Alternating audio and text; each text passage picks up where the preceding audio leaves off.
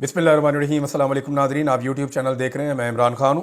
नाज़रीन, जो कुछ भी इस्लामाबाद में हुआ, पाकिस्तान का मीडिया तो उसको दिखा नहीं पा रहा। हुकूमत के लिए सबसे बड़ी प्रॉब्लम यह है कि आलमी मीडिया इसको एक बड़ी खबर बनाकर देख रहा है, और बहुत सारे मीडिया जो यहाँ पे मौजूद था उन्होंने इसको रिपोर्ट भी किया है।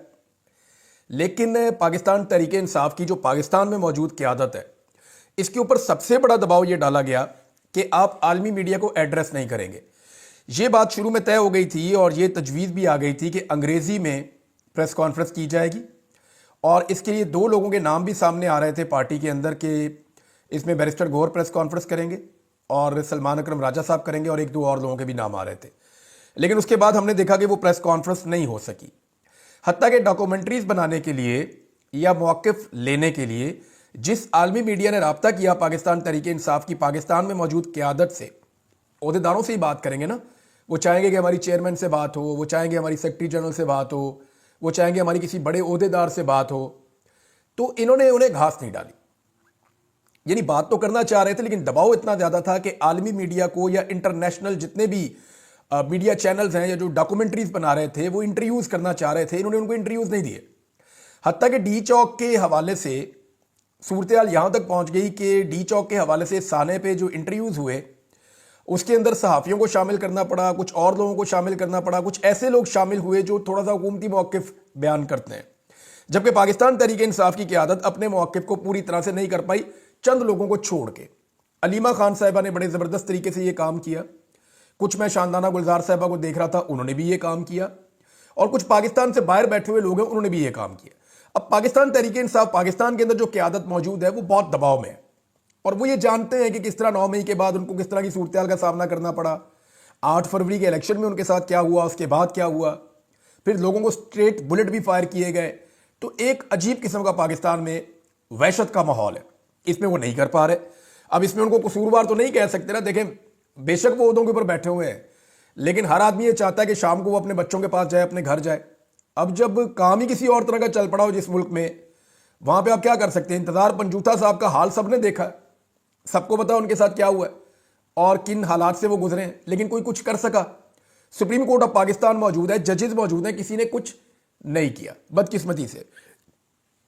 चीफ जस्टिस कह रहे हैं कि वो दूर दराज इलाकों में जाके इंसाफ देंगे। इस्लामाबाद से उठाए गए इंतजार पंजूथा को वो अभी तक इंसाफ देने में कामयाब नहीं हुए।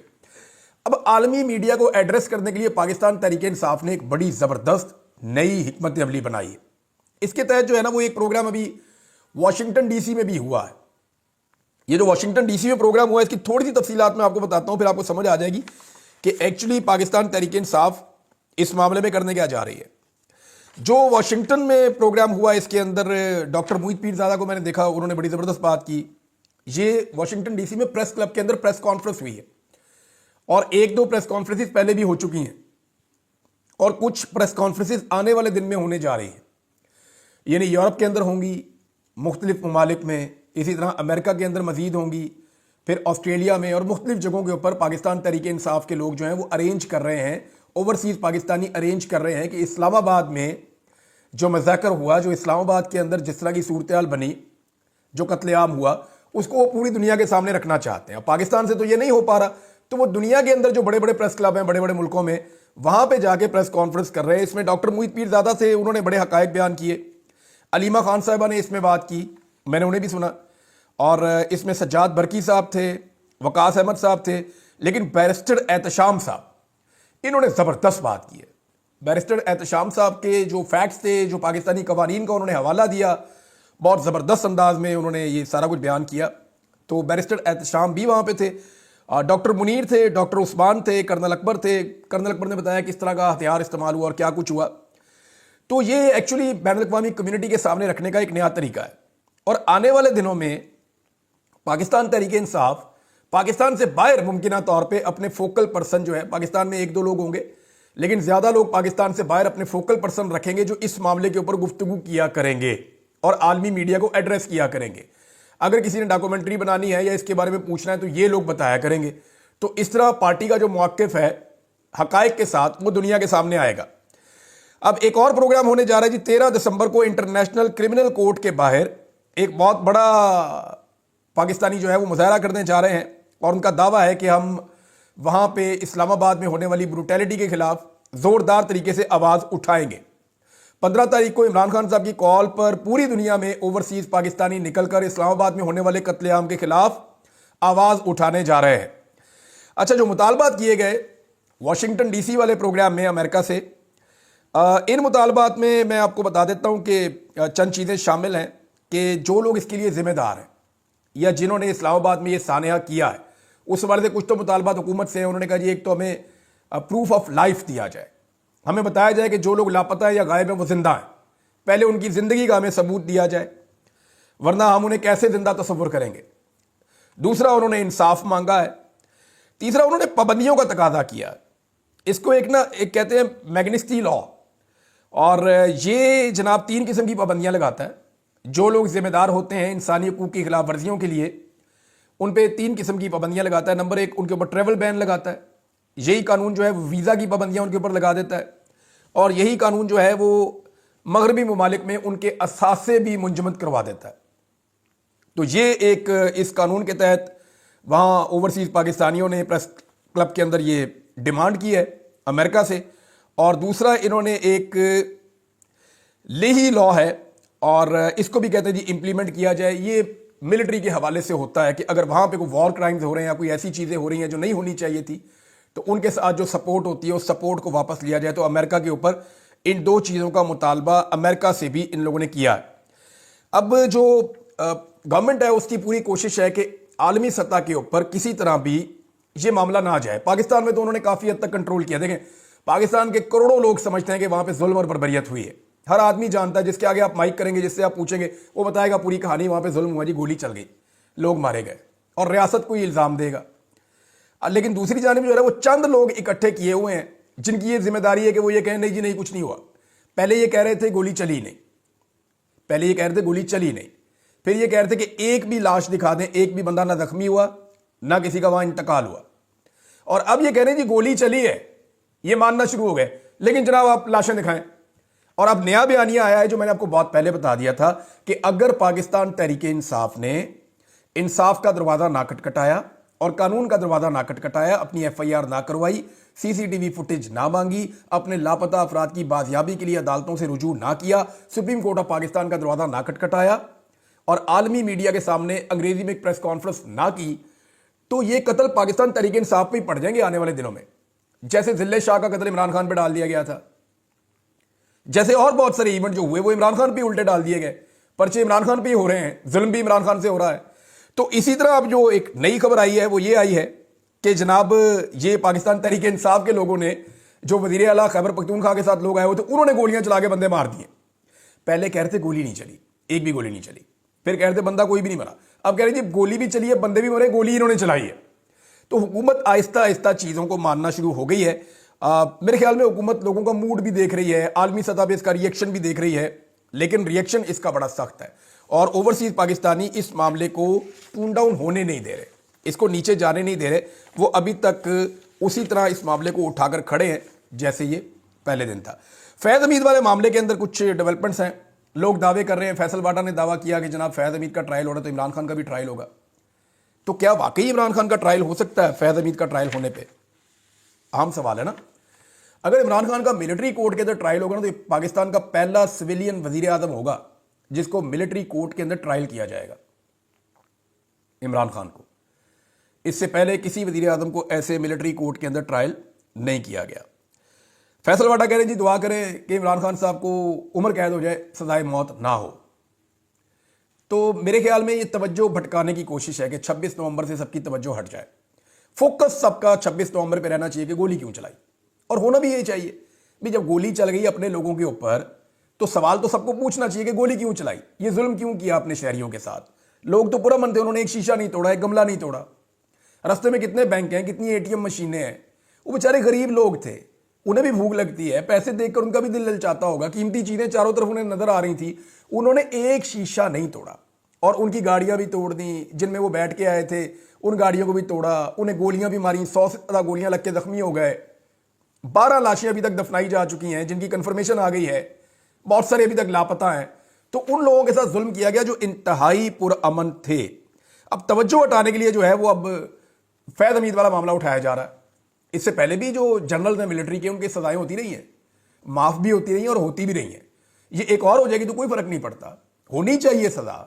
ادارے کا ایک انٹرنل سسٹم ہے, اس کو ایکٹیویٹ ہونا چاہیے اور زیادہ تیز ایکٹیویٹ ہونا چاہیے, اور خاص طور پہ سزائیں انہیں ملنی چاہیے جو اپنے اختیارات سے تجاوز کرتے ہیں اور ملکی سیاست کے اندر اپنا رول پلے کرتے ہیں, اپنے حلف کی خلاف ورزی کرتے ہیں. وہ حلف کی خلاف ورزی نہیں ہونی چاہیے. بہرحال لاشیں پاکستان تحریک انصاف پہ ڈالنے کی تیاری کر دی ہے, اور دوسری جانب جو ہے وہ توجہ ہٹانے کے لیے یہ کھیل کھیلا جا رہا ہے کہ جناب عمران خان صاحب کا ملٹری کورٹ میں ٹرائل ہو جائے گا. اتنا آسان تھوڑی ہے, دیکھیں یہ بہت بڑی خبر بنے گی. برطانیہ کا وزیر خارجہ لکھ کر اپنے لوگوں کو یقین دلا رہا ہے کہ جی ایسی کوئی چیز نہیں ہونے جا رہی, ہم نے اس پہ نظر رکھی ہوئی ہے. امریکہ جو ہے وہاں سے رولا پڑ جائے گا, اقوام متحدہ سے رولا پڑ جائے گا, پاکستان کو پوری دنیا سے ری ایکشن آئے گا. اوورسیز پاکستانی کس لیول پہ اس معاملے کو لے جائیں گے اب کسی کو اس بات کا اندازہ بھی نہیں ہے. تو مجھے نہیں لگتا کہ یہ ایک آپشن ہو سکتی ہے. مجھے لگتا ہے کہ یہ ایک توجہ بھٹکانے کی ایک کوشش ہے, اور ہو سکتا ہے اس کو کرنے کی بھی کوشش کی جائے تاکہ توجہ مزید بھٹکی رہے, لیکن اس کا فائدہ کوئی نہیں ہوگا اس نظام کو. الٹا عمران خان صاحب زیادہ طاقتور اور مضبوط ہو جائیں گے. اس سسٹم نے آج تک جو بھی کیا نا اس کا فائدہ پچھلے 2.5 سال میں عمران خان کو ہی ہوا ہے, اور پبلک کے اندر ان کی پاپولیٹی میں اضافہ ہی ہوا ہے. وہ پاپولیٹی کا پہاڑ بن کر کھڑے ہیں. مولانا فضل الرحمان صاحب کو ان کی حالت میں آپ کو تھوڑی سی بتا دیتا ہوں. مولانا فضل الرحمان صاحب کو رانا ثناء اللہ صاحب ملنے گئے تھے, اور رانا ثناء اللہ صاحب کو فضل الرحمان صاحب نے کہا, آپ کو یاد ہوگا تصویریں آپ نے دیکھی ہوگی تھوڑے دن پہلے جب یہ خبریں آ رہی تھی کہ فضل الرحمان صاحب اور بلاول کو ملا کے اور فیصل واڈا گیم کر رہے ہیں اور نون لیگ کے خلاف کوئی سازش ہو رہی ہے, تو یہ گئے جا کر یہ ملے تھے. تو فضل الرحمان صاحب نے کہا کہ جی عمران خان کو اب رہا کریں آپ اور الیکشن کی تیاری کریں, انتخابات کے بارے میں سوچیں, پاکستان میں الیکشن کروائیں, الیکشن ٹھیک نہیں ہوئے. تو رانا ثناء اللہ صاحب نے جو جواب دیا, انہوں نے کہا, جو رپورٹ ہوا ہے کہ انہوں نے کہا عمران خان کو 2/3 اکثریت مل جائے گی اگر الیکشن ہوگا, تو آپ بتائیں کہ عمران خان کے ہاتھ میں تلوار دے دیں کہ وہ ہمیں ذبح کر دے. یہ رانا ثناء اللہ صاحب کی سوچ ہے. اس میں وہ 5 چیزوں کا اعتراف کر رہے ہیں رانا ثناء اللہ صاحب اپنے 2 جملوں میں. ایک وہ یہ بتا رہے ہیں کہ عمران خان صاحب کی مقبولیت ہے, اس کا وہ اعتراف کر رہے ہیں, اور وہ 2/3 اکثریت آرام سے لے لے گا, یہ اعتراف ہے. نمبر 2 وہ اعتراف کر رہے ہیں جو مینڈیٹ ان کے پاس ہے وہ چوری کا مینڈیٹ ہے, کیونکہ عمران خان کی مقبولیت ایک دن پہلے تو نہیں آئی نا, یہ تو ان کی مقبولیت تو 2 سال سے چل رہی ہے, اور اس سال میں تو بہت ہی عروج کے اوپر ہے. جب سے وہ گرفتار ہوئے تب سے تو بہت اوپر ہے. لہذا یہ 2 اعتراف انہوں نے کر لیے کہ مقبولیت عمران خان کا بہت زیادہ ہے اور مینڈیٹ چوری ہم نے کی ہوئی ہے. تیسرا اعتراف انہوں نے کیا کہ عوام میں جانے کا خوف ہے اس وقت, پی ایم ایل این کو, باقی جماعتوں کو عوام میں جانے کا خوف ہے. نمبر 4 انہوں نے عمران خان کو نہ چھوڑنے کی وجہ بھی بتا دی کہ ہم اس لیے اس کو نہیں چھوڑ رہے کہ وہ ایک تلوار ہے, ہمارے لیے پرابلم ہو جائے گی. اور نمبر 5 انہوں نے یہ بھی اعتراف کر لیا کہ ابھی تک یہ سسٹم عمران خان صاحب کو منانے میں یا ان کو توڑنے میں مکمل طور پہ ناکام رہا ہے. اس حوالے سے کسی قسم کی کوئی کامیابی اس سسٹم کو اب تک نہیں ملی ہے. تو یہ چیز آپ کلیئر کر دیں کہ رانا ثناء اللہ صاحب کا سٹیٹمنٹ کم سے کم یہ چیزیں کلیئر کر رہا ہے جو انہوں نے فضل الرحمان صاحب کو دیا کہ جناب عمران خان کا مقابلہ ابھی نہیں کیا جا سکتا کیونکہ اس کے ساتھ ڈیل کوئی نہیں ہوئی. میاں صاحب جو ہے نا, دیکھیں فرق بہت ہے. میاں صاحب کو پھر آپ سوچیں گے کہ میاں صاحب کو کیوں چھوڑ دیتے تھے. میاں صاحب کو چھوڑنے کا ریزن یہ ہوتا تھا کہ میاں صاحب کی مقبولیت کم ہوتی تھی. جب کسی کی مقبولیت کم ہو تو اس کو چھوڑ دیں, جا کے ٹکرے مارتا رہے, جو مرضی کرے. تو میاں صاحب کے پلیٹلس کم ہو گئے, میاں صاحب نکل لیے, مقبولیت پہلے ہی نیچے تھی, کوئی فائدہ نہیں ہوا. میاں صاحب نے جتنی مرضی آوازیں لگائیں لوگوں نے سنی نہیں آواز. ابھی پھر الیکشن ہار کے بیٹھے ہوئے ہیں یاسمین راشد سے, مقبولیت تو ان کے پاس تھی نہیں. اب عمران خان صاحب کو غیر مقبول کیسے کیا جائے, اس کے لیے جتنی کوششیں کی گئیں وہ ساری ناکام ہو گئی. یعنی عمران خان کا عدت جیسا گھٹیا کیس بنایا, ناکام ہو گیا. سائفر والا کیس بنایا, ناکام ہو گیا. توشہ خانہ والا کیس بنایا, ناکام ہو گیا. 9 مئی والے کیسز میں ان کو ڈالا گیا, ناکام ہو گیا. اب اگر ملٹری کورٹ میں لے جائیں گے تو کیسے کامیاب ہو جائیں گے, مجھے یہ بات سمجھ نہیں آ رہی. اور مجھے نہیں لگتا کہ اتنا بڑا رسک پاکستان کی ملٹری اسٹیبلشمنٹ لے سکتی ہے, کیونکہ پاکستانی ملٹری اسٹیبلشمنٹ کا ریکارڈ پچھلا 70-75 سال کا کوئی اچھا نہیں ہے. یہاں اس ملک میں 4 مرتبہ مارشل لا لگے ہیں, اور جب مارشل لا نہیں بھی تھے تب بھی ہمارے ملک کے اندر کسی نہ کسی صورت میں ملٹری اسٹیبلشمنٹ کا سیاست کے اندر یا حکومت کے اندر بڑا اہم رول رہا ہے, اور وہ کردار ادا کرتے رہے جس کو دنیا میں اچھی نظر سے نہیں دیکھا جاتا. بلکہ اسے کہا جاتا ہے کہ یہاں پہ ایک ہائیبرڈ سسٹم ہے جس کو چلایا جاتا ہے, باہر سے لوگ ڈرائیو کرتے ہیں اور اندر بیٹھے ہوئے لوگ کٹ پتلی ہوتے ہیں.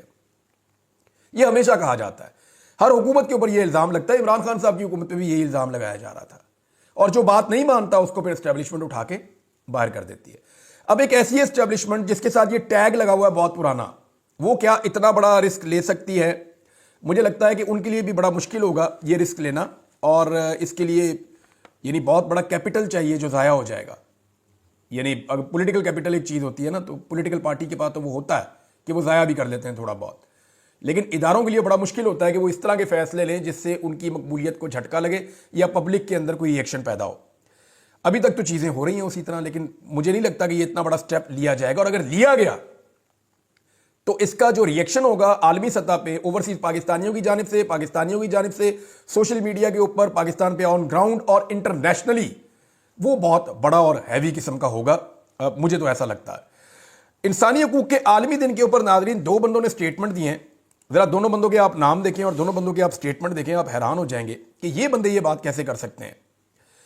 یعنی ایک شہباز شریف صاحب کا سٹیٹمنٹ ہے انسانی حقوق کے حوالے سے، اور ایک جو ہے وہ محسن نقوی کا سٹیٹمنٹ ہے. شہباز شریف صاحب فرما رہے ہیں کہ آج سے 1400 سال پہلے نبی اکرم صلی اللہ علیہ وآلہ وسلم نے انسانی حقوق کا درس دیا.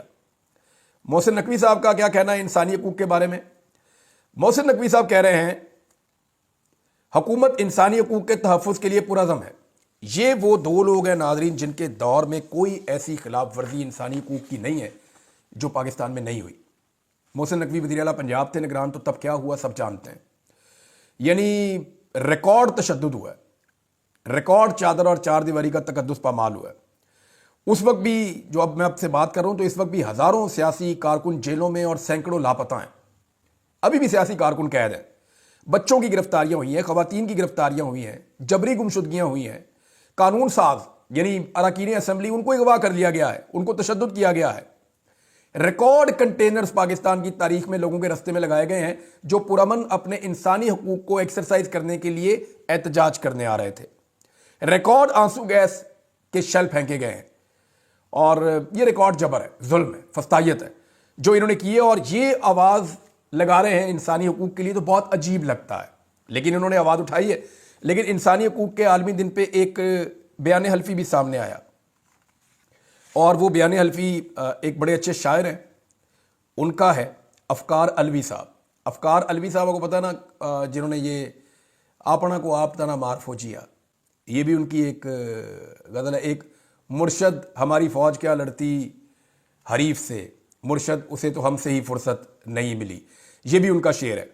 تو افکار علوی صاحب کا جو آیا بیان حلفی، انہوں نے لکھا، اور انہوں نے کیوں لکھا ہوگا آپ کو آئیڈیا ہو سکتا ہے. انہوں نے کہا جی ایسی شاعری نہیں کروں گا جس سے قومی ادارے کی تضحیک ہو، ایسی شاعری کروں گا جس سے ملک میں امن ہو. افکار علوی کا انتشاری شاعری سے توبہ کرنے کا مبینہ حلف نامہ سامنے آ گیا. پھر انہوں نے کہا جی میں اپنے شعروں کو ڈسون کرتا ہوں، اور وہ میں یہ کہتا ہوں کہ میرے نہیں ہیں، اور میں آئندہ کبھی ایسی شاعری نہیں کروں گا جس سے ادارے کو، اس کی شہرت کو نقصان پہنچے گا. تو یہ جناب افکار علوی صاحب کے ساتھ ہوا.